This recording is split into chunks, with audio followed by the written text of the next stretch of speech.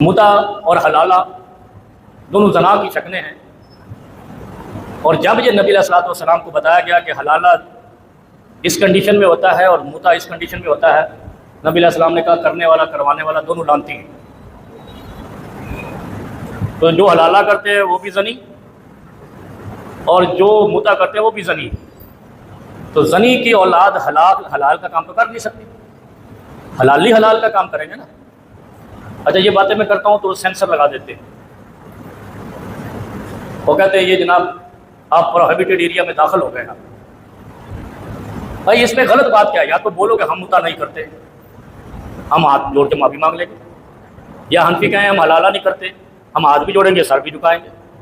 جس دن حنفیوں نے حلالہ ختم کر دیا اس دن ہم بھی حنفی ہو جائیں گے، کیونکہ ان کے علاوہ دنیا میں کوئی حلالہ نہیں کرتا اور ان کے علاوہ کوئی متا نہیں کرتا۔ حالانکہ کہتے ہیں 4 امام ہیں، چاروں میں 3 نہیں کرتے، 3 ان پر لعنت بھیجتے ہیں، یہ ایک اس پہ اڑے ہوئے، اور پھر کہتے ہیں جی ہم دنیا میں سب سے زیادہ ہیں، سواد اعظم کہتے ہیں نا۔ اور یہاں بھی آپ کے ملک میں شور مچایا تھا ضیاء اللہ کے دور میں کہ ہم سب سے زیادہ لہذا یہ ڈکلیئر کیا جائے کہ پاکستان حنفی اسٹیٹ ہے۔ اور اہل حدیثوں کا ایک ہی عالم تھا اس زمانے میں، شاید آپ کو علم ہو، مطلب عالم تو ہر محلے میں مسجد ہے، لیکن بولنے والا جس کی آواز جاتی تھی اس نے کہا تمہارا باپ بھی یہ نہیں بنا سکتا حنفی اسٹیٹ، یہ مسلم اسٹیٹ رہے گی، وہ رہی۔ علامہ احسان الہی ظہیر، آج کل ان کے 2 بیٹے بہت میڈیا پہ آتے ہیں، علامہ ابتسام الہی ظہیر اور وہ، اور اب ضروری نہیں ہوتا کہ باپ کے ہم پلہ بیٹے ہو جائیں، بعض اوقات بیٹے آگے نکل جاتے ہیں، بعض اوقات بیٹے پیچھے رہ جاتے ہیں، لیکن اس شخص نے اکیلے نے جنرل ضیاء الحق کے اوپر 1.25 نیزے پہ سورج رکھا، حتیٰ کہ جنرل ضیاء الحق نے اس کو شہید کرا دیا، لیکن شہید ہونے کے بعد بھی حسین کی طرح احسان کا اتنا خوف تھا وہ شریعت بل پاس نہیں کرا سکے۔ شریعت بل، اچھا دھوکہ کیا تھا؟ دھوکہ یہ دے رہے تھے پاکستانیوں کو ہم شریعت کا بل لا رہے ہیں، یہ آدمی رکاوٹ بن رہا ہے۔ علامہ احسان الہی ظہیر، یہ رکاوٹ بن رہا ہے، ہم شریعت لا رہے ہیں۔ انہوں نے کہا تم شریعت نہیں لا رہے ہو، تم حلالہ اور متا کا قانون لا رہے ہو اور میرے نبی کی امت کو زنا پہ لگا رہے ہو۔ جیسے اس دور میں آپ کا ایک سو کال شیخ الاسلام ہے،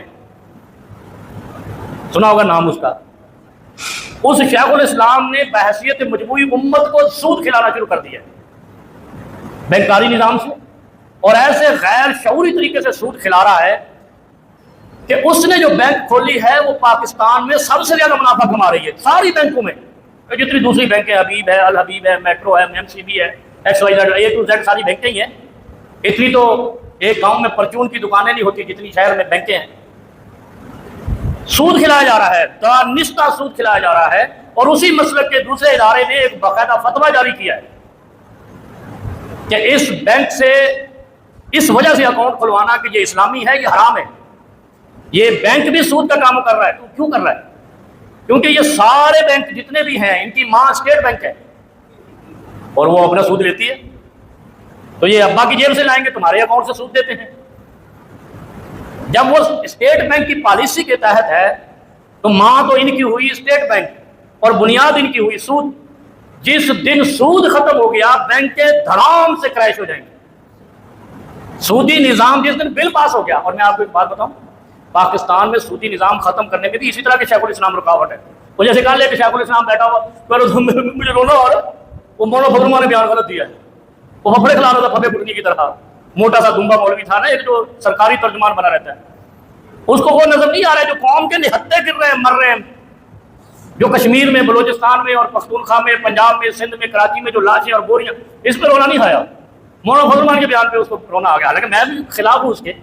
تو اس طرح کے جو حلالہ اور متا کی اولادیں ہوں گی، نہ وہ سچ بولیں گی نہ وہ حق بیان کریں گی۔